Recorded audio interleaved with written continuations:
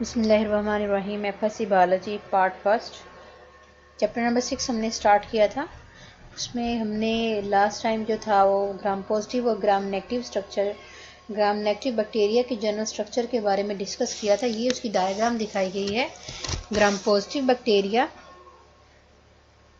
जिसमें पेप्टाइडोग्लाइकन की थिकनेस ज़्यादा होती है, और ग्राम पॉजिटिव बैक्टीरिया जो है वो पर्पल कलर प्रोड्यूस करते हैं। इसी सेल वॉल इनकी असल में दिखाई गई है। और ग्राम नेगेटिव बैक्टीरिया में ये जो है पेप्टाइडोग्लाइकन इसकी थिन लेयर होती है, और ये जो है वो पिंक कलर प्रोड्यूस करते हैं bacteria, gram negative bacteria. Gram positive bacteria जो है वो पर्पल कलर प्रोड्यूस करते हैं। और बाकी इनकी केमिकल कंपोजिशन दिखाई गई है। These are the lipoteichoic acid, ये lipoteichoic acid, this is a teichoic acid. और ये जो है पेरीप्लाज्मिक स्पेस है, और उसके बाद जो है वो प्लाज्मा मेम्ब्रेन की इंटीग्रल प्रोटीन्स दिखाई गई हैं। इसी तरह इसमें जो है वो लिपोपॉलीसैकेराइड से ये मिलके बनी होती है, और ये इसकी आउटर मेम्ब्रेन है।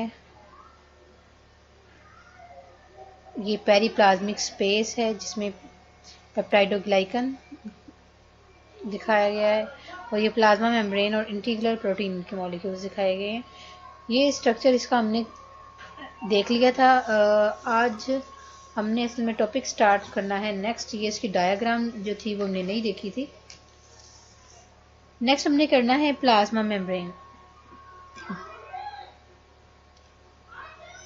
प्लाज्मा मेम्ब्रेन, यहाँ पे जो प्लाज्मा मेम्ब्रेन दिखाई हुई है ये plasma membrane gram negative bacteria की प्लाज्मा मेम्ब्रेन दिखाई हुई है। प्लाज्मा मेम्ब्रेन या बोलते हैं सेल मेम्ब्रेन, ये मेम्ब्रेन जो है just beneath the cell wall present होती है। और प्लाज्मा मेम्ब्रेन जो है ये थिन और फ्लेक्सिबल होती है, कम्प्लीटली ये सराउंड करती है साइटोप्लाज्म को। और प्लाज्मा मेम्ब्रेन बहुत डेलिकेट होती है। कोई भी डैमेज जो कि प्लाज्मा मेम्ब्रेन में किसी किस्म का भी जो डैमेज होता है उससे बैक्टीरियल सेल की डेथ हो जाती है। और बैक्टीरियल मेम्ब्रेन जो है वो डिफ़र होती है यूकैरियोटिक मेम्ब्रेन से, क्योंकि इसमें जो है वो स्टीरॉइड, सिट्रोल्स और कोलेस्ट्रॉल के मॉलिक्यूल्स प्रेजेंट नहीं होते, जो कि यूकैरियोटिक सेल में प्रेजेंट हैं। ये इन्होंने आउटर मेम्ब्रेन दिखाई हुई है, plasma membrane, peptidoglycan, periplasmic space, और ये इनर मेम्ब्रेन है। इसके बाद जो है वो साइटोप्लाज्म का इंटरनल पार्ट स्टार्ट हो जाता है। ये असल में पूरी की पूरी जो दिखाई हुई है this is the plasma membrane. जिस तरह यहाँ पे जो है ये एक कैप्सूल सेल वॉल, और ये जो आपको नज़र आ रही है this is the plasma membrane. Plasma membrane का अगर फंक्शन देखें तो हम कहते हैं ट्रांसपोर्ट कर रही होती है मटेरियल्स को, जिसमें न्यूट्रिएंट, प्रोटीन, शुगर और इलेक्ट्रॉन और अदर मेटाबॉलाइट जो सेल के अंदर आते हैं और सेल के बाहर जाते हैं, ये उनको रेगुलेट करती है। इसके अलावा प्लाज्मा मेम्ब्रेन जो बैक्टीरियम प्रेजेंट होती है, इसमें सर्टेन स्पेसिफिक रेस्पिरेटरी एंजाइम्स यहाँ पे जो प्रेजेंट होते हैं, जो कि रेस्पिरेशन में इन्वॉल्व होते हैं। उसके बाद आ जाता है साइटोप्लाज्मिक मैट्रिक्स, जो कि इससे अंदर वाला हिस्सा यानी कि आ जाता है इंटरनल मैट्रिक्स, जिसमें सारे इसकी जो है सब सेलुलर मॉलिक्यूल्स प्रेजेंट होते हैं। साइटोप्लाज्मिक मैट्रिक्स जो होता है, जिसमें ये आपको स्काई ब्लू कलर का नज़र आ रहा है, इंटरनल, ये सिर्फ इंटरनल स्पेस नज़र आ रही है जो लिक्विड मीडियम है, ये है इसका साइटोप्लाज्म। साइटोप्लाज्म जो प्रोकैरियोटिक सेल का होता है, इसमें जितनी भी ऑर्गेनेलीज प्रेजेंट होती हैं वो उनमें मेम्ब्रेन प्रेजेंट नहीं होती, यानी कि without the membrane bounded organelles होती हैं। और साइटोप्लाज्मिक मैट्रिक्स जो है, इसमें जितने भी सब्सटेंसेस होते हैं वो प्लाज्मा मेम्ब्रेन और न्यूक्लियोइड के दरमियान, ये यानी कि सेंट्रल जो आपको पार्ट नज़र आ रहा है दिस इज द न्यूक्लियोइड, क्योंकि इसमें जो डीएनए होता है वो बाउंडेड नहीं होता, इसलिए इसको न्यूक्लियोइड बोलते हैं। जिस तरह के प्रोकैरियोटिक सेल में आपको न्यूक्लियस पता कि न्यूक्लियस जो जेनेटिक मटेरियल है, इनका जो जेनेटिक मटेरियल होता है ये न्यूक्लियोइड होता है, और किसी भी मेम्ब्रेन बाउंडेड ऑर्गेनेली के अंदर नहीं होता, बल्कि एज सच ही प्रेजेंट होता है। बाकी सारी ऑर्गेनेली जो है वो न्यूक्लियोइड और प्लाज्मा मेम्ब्रेन के दरमियान में प्रेजेंट होती हैं। और इसकी कंसिस्टेंसी जो है, इसका गाढ़ापन जो है वो जेल की तरह होता है।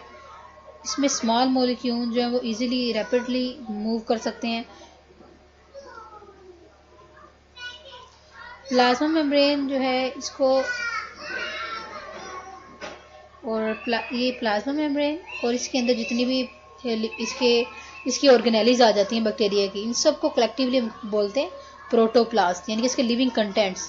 जहाँ पे इसकी प्लाज्मा मेम्ब्रेन और इसके सारे इंटरनल जितने भी इसके लिविंग कंटेंट्स आ जाते हैं, वो सारे मिलके जो है उसे बोलते हैं प्रोटोप्लास्ट।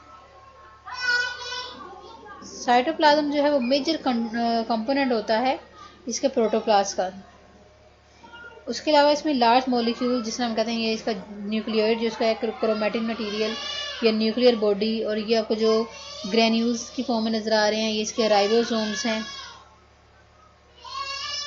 और इसके अलावा इसमें मीजोजोम्स प्रेजेंट होते हैं। ये स्ट्रक्चर हमने सारे अभी स्टडी करने हैं। ग्रेन्यूल्स, न्यूक्लियोइड, ये सारे स्ट्रक्चर जो हैं वो इसके अंदर प्रेजेंट होते हैं, इसके साइटोप्लाज्म के अंदर। तो ये स्ट्रक्चर देखें, ये आपको जो धागानुमा स्ट्रक्चर नज़र आ रहे हैं, ये असल में इसके पिलाई हैं।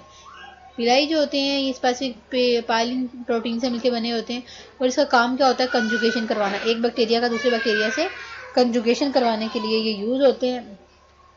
और फ्लैजला, ये देखो ये एक फ्लैजला दिखाया हुआ है, ये मोनोट्राइकस बैक्टीरिया, इसका मतलब है ये फ्लैजला का क्या काम होता है। फ्लैजला असल में बैक्टीरिया की मोटेलिटी के लिए, इसकी लोकोमोशन के लिए वो फ्लैजला को यूज़ करते हैं। और सबसे आउटर मोस्ट लेयर है जो है वो कैप्सूल की है, जो कि टाइटली जिसने इसे पैक किया हुआ है। इंटरनली आपको नज़र आ रहा है सेल वॉल है, डार्क ग्रीन कलर का स्ट्रक्चर नज़र आ रहा है। उसके अंदर जो है वो साइटोप्लाज्मिक मेम्ब्रेन, ये प्लाज्मा मेम्ब्रेन है, बाकी इसके ये साइटोप्लाज्म और इंटरनल ऑर्गेनेली आ जाती हैं। आज हम जो है इसे आगे स्टडी करते हैं। साइटोप्लाज्म के अंदर जो मेजर इसकी ऑर्गेनेली है, असल में मेम्ब्रेन बाउंडेड नहीं होती, जो स्ट्रक्चर प्रेजेंट है बैक्टीरियल सेल में, यूकैरियोटिक सेल की तरह वाज़ेह तौर पर न्यूक्लियस नहीं प्रेजेंट होता, बल्कि इसमें जो डीएनए है, जो जेनेटिक मटेरियल है, वो किसी भी स्पेसिफिक मेम्ब्रेन बाउंडेड ऑर्गेनेली के अंदर नहीं होता, बल्कि न्यूक्लियर मटेरियल या डीएनए जो बैक्टीरिया का होता है वो सेंटर में प्रेजेंट होता है सेल के। और ये मटेरियल जो होता है, जो आपको नज़र आ रहा है, इसमें सिंगल और सर्कुलर डबल स्ट्रैंडेड होता है डीएनए का मॉलिक्यूल, और ये आपस में एग्रीगेट हुआ हुआ है, यानी कि इकट्ठा हुआ हुआ है, जिसने ये जो है एक गुच्छा सा बनाया हुआ है। ये असल में सिंगल, सर्कुलर और डबल स्ट्रैंडेड डीएनए का मॉलिक्यूल है, जो आपस में एग्रीगेट हुआ है। एग्रीगेट का मतलब इकट्ठा हुआ हुआ है, इसके अंदर पैक हुआ हुआ है, और इसने इर्रेगुलर शेप, एक डेंस न्यूक्लियोइड की फॉर्म में स्ट्रक्चर बनाया हुआ है।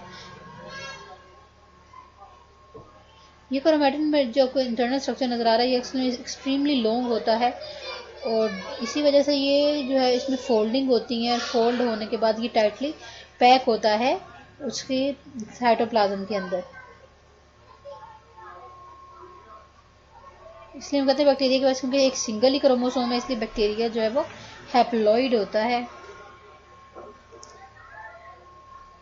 उसके बाद आ जाता है प्लाज्मिड। प्लाज्मिड जो है बहुत से बैक्टीरिया में प्लाज्मिड जो है प्रेजेंट होते हैं इन एडिशन टू क्रोमोसोम्स, यानी कि इसके न्यूक्लियोइड के अलावा भी इसमें एक और जेनेटिक मटेरियल होता है जिसे हम बोलते हैं प्लाज्मिड। और प्लाज्मिड की जो डेफिनेशन हम कहते हैं यहाँ पे आपको डायग्राम दिखाती हूँ, यहाँ पे नहीं शो हो रहा, ये जो आपको नज़र आ रहा है प्लाज्मिड। प्लाज्मिड जो है वो डबल स्ट्रैंडेड डीएनए मॉलिक्यूल होता है, सर्कुलर और डबल स्ट्रैंडेड डीएनए का मॉलिक्यूल। ये बैक्टीरियल सेल के पास क्रोमैटिन मटेरियल के अलावा भी इसका एक्स्ट्रा क्रोमोसोमल डीएनए प्रेजेंट होता है, जिसे प्लाज्मिड कहते हैं। प्लाज्मिड हम कहते हैं डबल स्ट्रैंडेड डीएनए मॉलिक्यूल, और ये सेल्फ रेप्लिकेटिंग मॉलिक्यूल होता है। और ये इसका फंक्शन क्या होता है बैक्टीरिया में, इसका फंक्शन होता है कि वो बैक्टीरिया का ग्रोथ करवाता है और मेटाबॉलिज्म करवाता है। इसके अलावा इस प्लाज्मिड के अंदर स्पेसिफिक ड्रग रेजिस्टेंस और heavy metal resistant drugs present होती हैं, जो कि इंसेक्ट को रिपेल करने के लिए, ये किसी भी एंटीबॉडीज और हैवी मेटल से बैक्टीरिया को बचाने के लिए इसकी हेल्प करता है। उसके बाद आ जाते हैं राइबोसोम्स, जिसमें ये आपको नज़र आ रहे हैं दानेदार स्ट्रक्चर, यहाँ पे देखते हैं ये जो आपको नज़र आ रहे हैं दीज आर द राइबोसोम, जो सर्कुलर फॉर्म में नज़र आ रहे हैं। और इसके अलावा यहाँ पे देखते हैं तो ये बैक्टीरिया में राइबोसोम जो है इस फॉर्म में प्रेजेंट होते हैं। राइबोसोम जो है वो डीएनए आरएनए और प्रोटीन से मिलकर बने होते हैं और ये लूजली अटैच होते हैं प्लाज्मा मेम्ब्रेन के साथ। और ये हम राइबोसोम्स को कहते हैं ribosomes are actually the protein synthetic machinery, क्योंकि ये प्रोटीन की सिंथेसिस करते हैं। 1000 की फॉर्म में प्रेजेंट होते हैं एक हेल्दी ग्रोइंग सेल में, और they are smaller in the eukaryotic ribosomes. Eukaryotic cell में 80s राइबोसोम प्रेजेंट होते हैं और बैक्टीरियल सेल में जो है वो 70s, यानी कि 2 सब यूनिट से मिलकर बने होते हैं, 50s और 30s से मिलकर ये बने होते हैं। उसके बाद आ जाता है मीजोसोम्स। मीजोसोम जो है वो सेल मेम्ब्रेन इन्वेजिनेशंस होते हैं। ये डायग्राम देखें तो ये सेल मेम्ब्रेन जो है वो इंटरनली फोल्ड होकर एक इन्वेजिनेशन बना देती है, अंदर की तरफ फोल्डिंग उसकी होती है, इसको बोलते हैं मीजोसोम। असल में ये सेल मेम्ब्रेन ही है जो कि अंदर की तरफ उसने फोल्डिंग बनाई हुई है। इसकी डेफिनेशन हम कहते हैं सेल मेम्ब्रेन जो है वो इन्वेजिनेट होती है, अंदर की तरफ मुड़ी हुई होती है साइटोप्लाज्म के अंदर, और उसने एक स्ट्रक्चर बनाया होता है जिसको हम बोलते हैं मीजोसोम्स। मीजोसोम जो है एक वेजिकल की फॉर्म में, एक ट्यूब्यूल या लैमिला, एक तहदार या एक थैली की फॉर्म में होती है। और मीजोसोम जो है इसका फंक्शन होता है डीएनए की रेप्लिकेशन करवाना। इसके अलावा ये सेल डिवीजन में इन्वॉल्व होती है मीजोसोम्स। और इसके अलावा मीजोसोम जो है वो सेलुलर इंजाइम, जिस तरह रेस्पिरेटरी इंजाइम्स होते हैं इसके पास,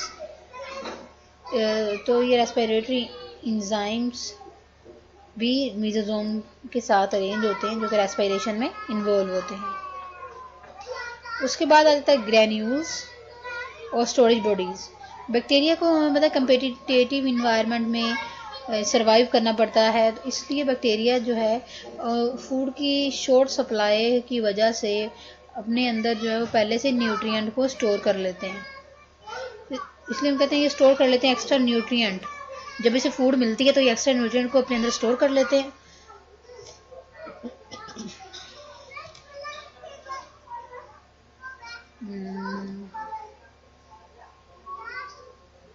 जिस तरह ये दिखाया में डिपॉजिट सब्सटेंसेस ग्लाइकोजन की फॉर्म में। ये बैक्टीरिया जो है cell contain the waste material भी अपने अंदर स्टोर कर लेते हैं। इसके अलावा जो है जो फूड से रिक्वायर होती है, यहाँ पे जो दिखाया हुआ है ये जो फूड सब्सटेंसेस है ये ग्लाइकोजन को ग्रैन्यूल्स की फॉर्म में बैक्टीरिया ने स्टोर किया हुआ है। इसके अलावा बैक्टीरिया जो है वो सल्फर, फैट, फॉस्फेट के मॉलिक्यूल्स को अपने अंदर स्टोर कर लेते हैं जब भी उसको फूड अवेलेबल होती है। इसके अलावा सेल के अंदर वेस्ट मटेरियल भी स्टोर होता है जिसमें अल्कोहल, लैक्टिक एसिड और एस्टिक एसिड आ जाते हैं। ये सेल का वेस्ट मटेरियल होता है बैक्टीरियल सेल का। उसके बाद आ जाता है स्पोर्स। बैक्टीरियल सेल जो हैं सर्टेन जो स्पीशीज होती हैं बैक्टीरिया के वो स्पोर्स प्रोड्यूस करते हैं। और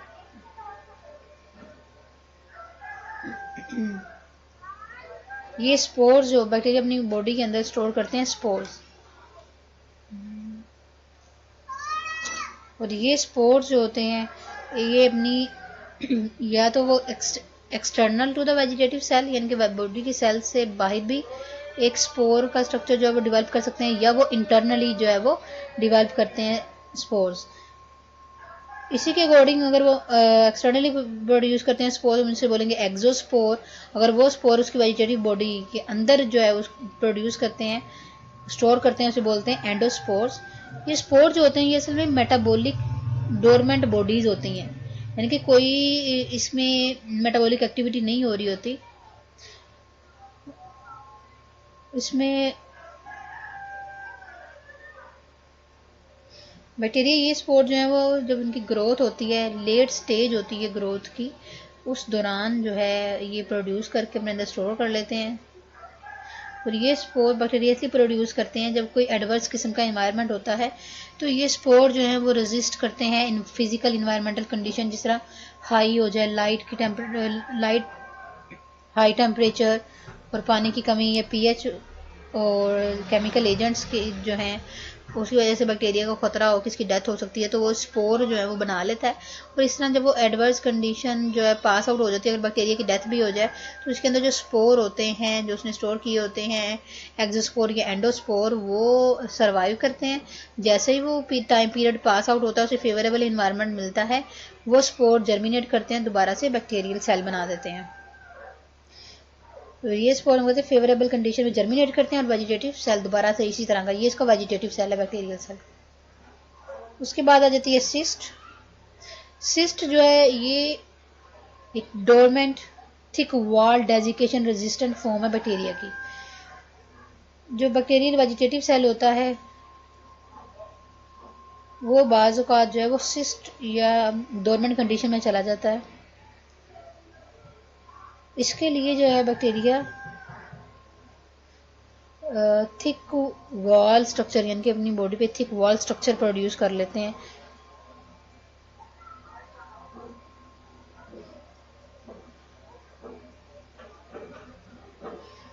और ये जो है सिस्ट जो होता है ये असल में dormant thick wall desiccation resistant एक स्ट्रक्चर होता है। जो इसका जो वेजिटेटिव सेल है उसकी डिफ्रेंशिएशन के प्रोसेस जब हो रहा होता है तो उस दौरान ही बैक्टीरिया जो है ये सिस्ट प्रोड्यूस कर लेता है। और सिस्ट जो होती है ये डेजिकेशन रेजिस्टेंट, यानी कि अगर पानी की कमी है, उस जगह पे ड्राई इन्वायरमेंट है, बैक्टीरिया को डेथ होने का डैमेज है कि वो डेथ हो सकती है उसकी, तो वो एक सिस्ट बना लेता है, कवरिंग समझ लिए बना लेता है अपने वेजिटेटिव सेल के गिर्द। और इस तरह वो जब डेजिकेशन या वो जो टाइम पीरियड जो है ड्राई टाइम पीरियड जो है, ड्राउट का टाइम पीरियड, पानी की कमी का जब टाइम पीरियड वो गुजर जाता है तो बैक्टीरिया दोबारा से सर्वाइव कर लेते हैं। ये सिर्फ डेजिकेशन जो है ना वो पानी की कमी को, सिस्ट का जो स्ट्रक्चर होता है सिर्फ पानी की कमी को बर्दाश्त कर सकता है, लेकिन अगर टेम्परेचर इंक्रीज करवाया जाए तो सिस्ट जो है उसकी ब्रस्ट हो जाती है बैक्टीरिया की, बैक्टीरिया को हम किल कर सकते हैं। इसलिए हम कहते हैं जो सिस्ट होती है वो हीट रेजिस्टेंट नहीं होती, सिर्फ और सिर्फ डेजिकेशन रेजिस्टेंट होता है स्ट्रक्चर।